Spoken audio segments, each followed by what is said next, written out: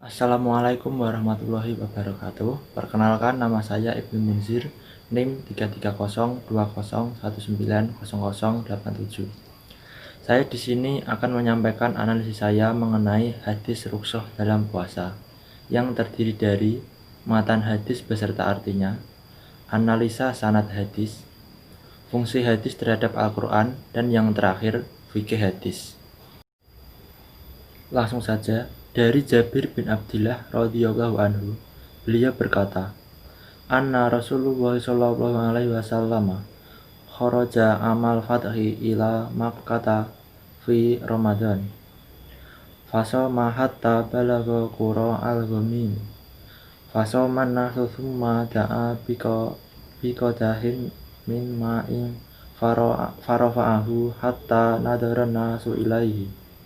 Summa sariba faqila lahu ba'da dzalika inna ba'dan nasi qad shoma faqala ulaikal usah.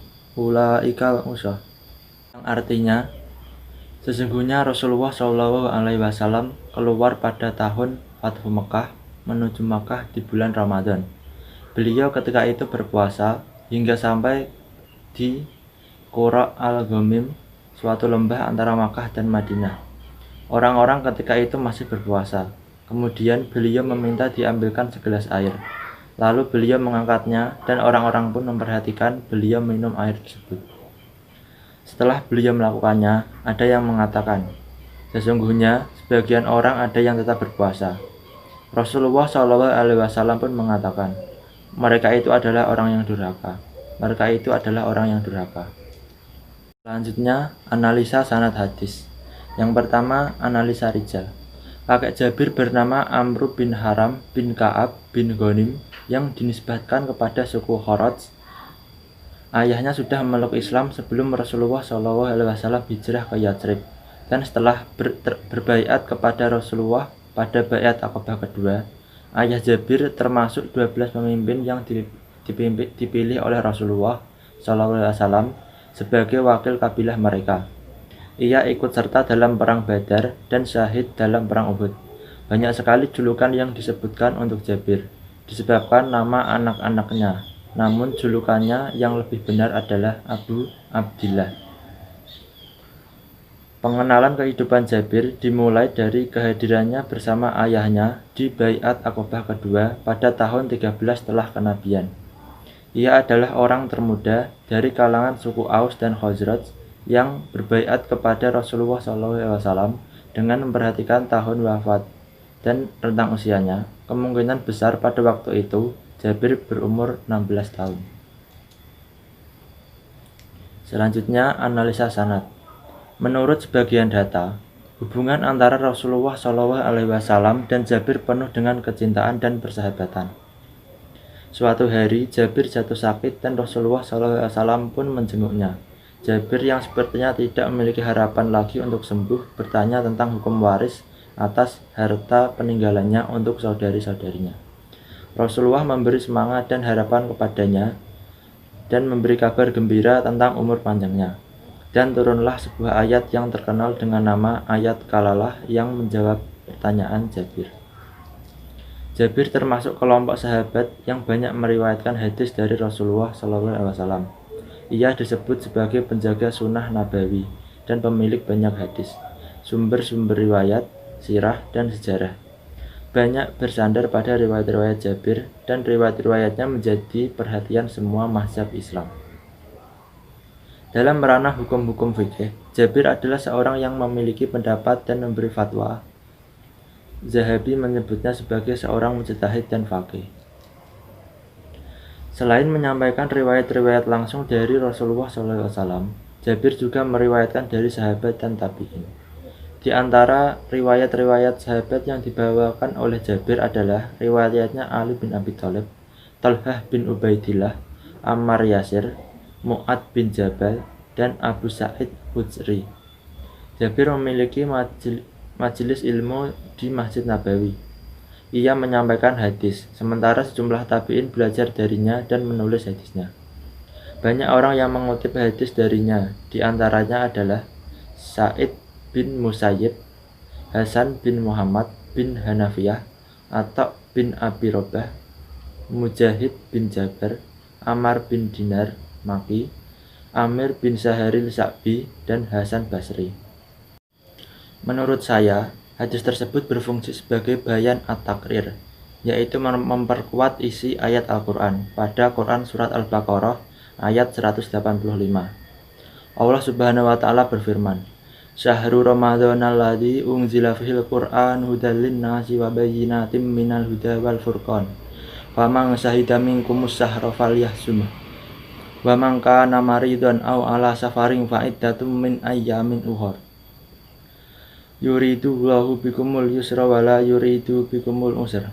Walitukmilul iddata walitukabbiru wa ala ma hadakum wa la'allakum tashkurun. Yang artinya, bulan Ramadan adalah bulan yang di dalamnya diturunkan Al-Quran sebagai petunjuk bagi manusia dan penjelasan-penjelasan mengenai petunjuk itu dan pembeda antara yang benar dan yang batil. Karena itu barang siapa di antara kamu ada di bulan itu, maka berpuasalah. Dan barang siapa sakit atau dalam perjalanan, dia tidak berpuasa, maka wajib menggantinya sebanyak hari yang ditinggalkannya itu pada hari-hari yang lain. Allah menghendaki kemudahan bagimu dan tidak menghendaki kesukaran bagimu. Hendaklah kamu mencukupkan bilangannya dan mengagungkan Allah atas petunjuknya dan yang diberikan kepadamu agar kamu bersyukur. Quran Surat Al-Baqarah ayat 185. Di ayat tersebut sebenarnya sudah dijelaskan bahwa barang siapa sakit atau dalam perjalanan dan dia tidak berpuasa, maka wajib menggantinya sebanyak hari yang ditinggalkannya itu pada hari-hari yang lain. Allah menghendaki kemudahan bagimu dan tidak menghendaki kesukaran bagimu. Kemudian Rasulullah SAW memberikan contoh kepada pengikutnya bagaimana cara menerapkan Quran Surat Al-Baqarah ayat 185 tersebut. Jikalau Rasulullah SAW tidak memberikan contoh sesuai hadis tersebut, maka pengikutnya juga tidak akan menerapkan dalil tersebut.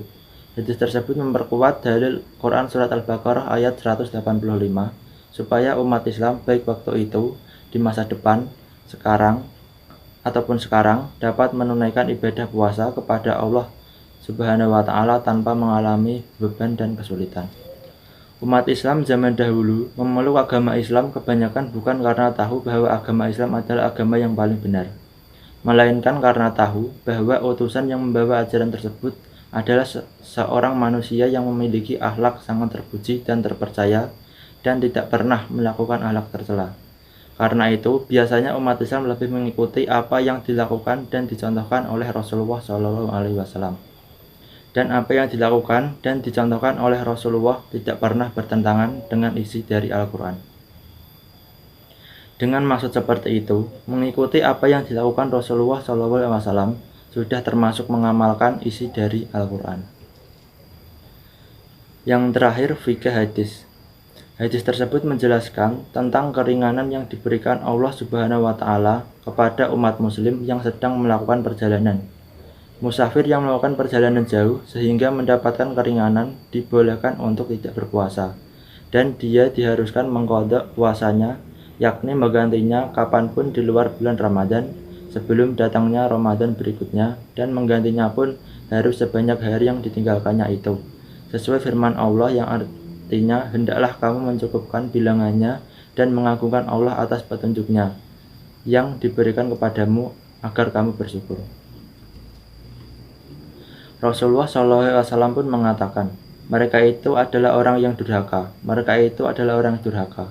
Maksudnya di sini tertuju pada pengikutnya yang waktu itu tidak memanfaatkan kenikmatan yang diberikan oleh Allah Subhanahu wa Ta'ala, yaitu Allah menghendaki kemudahan bagimu dan tidak menghendaki kesukaran bagimu.